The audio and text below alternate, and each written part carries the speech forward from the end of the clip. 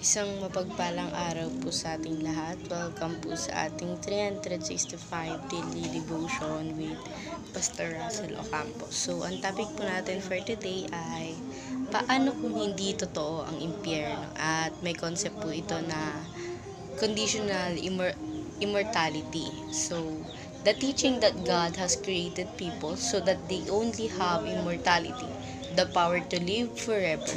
If they accept Christ as Savior, under this view, those who do not become believers will simply cease to exist at death or at the time of the final judgment. And makikita po natin ito sa Matthew chapter 25 verse 46. Then they will go away to eternal punishment, but the righteous to eternal life. Itataboy ang mga ito sa kaparusahang walang hangganan, ngunit ang mga matuwid ay mapupunta sa buhay na walang hanggan. Ngayon naman po, i-share ko po yung mga natutunan ko sa naging topic po natin for the day. So, magsimula po tayo sa teaching. First teaching, two destination, bliss or torment. So, kasi yung bliss, meron tayong bliss na tinatawag na yung two destination natin na yun. Yung bliss is yung sa ating Panginoon at yung torment naman ay yung mga taong mga makakasalanan na alam naman natin kung saan mapupunta. And tinatawag siyang torment dahil nga puro nga paghihirap yung mararanasan nila sa lugar na yon. And yung bliss naman ay naman yung destination ng mga taong nananampalataya sa Panginoon, yung mga taong walang ginawa sa buong buhay nila, na nabubuhay sila kung hindi pagsilbihan ng Panginoon at mga bagay na hindi nakakagawa ng lubhang makakasalanan. So, ngayon naman sa second teaching, two kinds of eternality. So, meron pong dalawang klase ng eternality. Ito po yung life or death.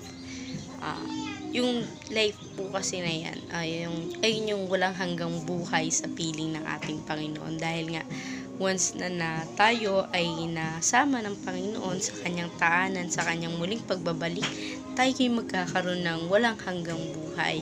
And kung tayo naman, yung mga taong makakasalanan na sa tingin natin may mga bagay talaga tayo na mabigat kasalanan sa ating Panginoon na hanggang ngayon hindi pa natin pinagsisisihan, mag-expect na tayo kung saan tayo dadalhin ng mga kasalanan na gawa natin na yun. And ay dun papasok yung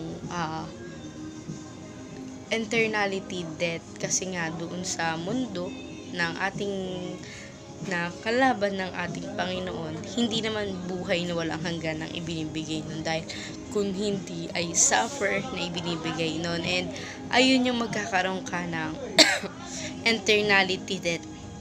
So sa third teaching naman, two resurrected bodies, believers and unbelievers.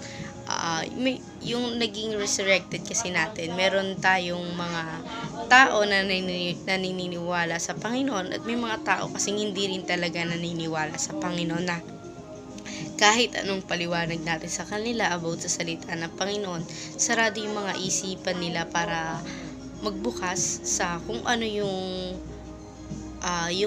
magandang balita na ibinigay ng Panginoon, kung ano yung magandang salita na ibinigay sa atin ng Panginoon. They are close yun sa mind na yun, dahil nga they are unbelievers. Ngayon naman, proceed tayo sa application.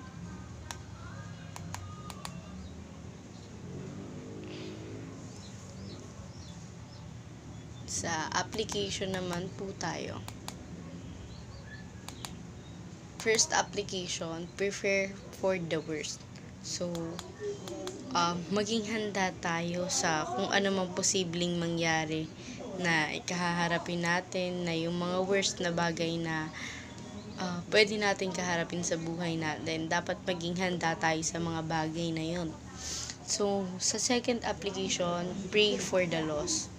Kung sa tingin nyo nawawala na kayo sa pananamba sa ating Panginoon, or yung kapamilya nyo na nawawala sa pananamba sa ating Panginoon, yung naliligaw sila ng landas, ipagdasal natin sila dahil pahihintulutan naman ng Diyos na makabalik sila muli sa landas ng ating Panginoon at hindi sila hahayaang maligaw. So, sa third application naman, preach at all cost. Kasi, hindi naman dapat yung mga matataas lang sa churches, yung mga nagsishare ng gospel about God, hindi lang naman sila yung pwedeng mag-preach sa kung ano nga ba yung magandang balita na dala sa atin ng Panginoon. Kahit ikaw mismo na isang mamamayan lamang na tao dito sa mundo, may kakayahan ka upang i-share yung magandang balita ng Panginoon. So, i-preach natin to sa lahat ng makakaya natin. Ngayon naman, proceed tayo sa ating naging discussion. If you knew that today was your last day on earth, how would you live differently?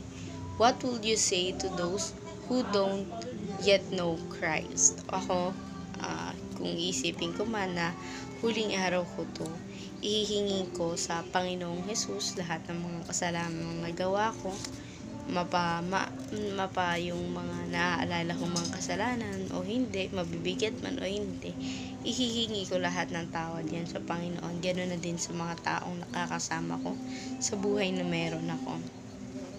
And ipapakilala ko yung Panginoon sa mga taong nakasasalamuha ko, the way kung paano ko binago ng Panginoon, the way kung paano siya namamalakad sa buhay na meron ako, na siya lang yung hinahayaan kong gumalaw sa buhay na meron ako. So, ayun lamang po for our today's discussion. Thank you for watching.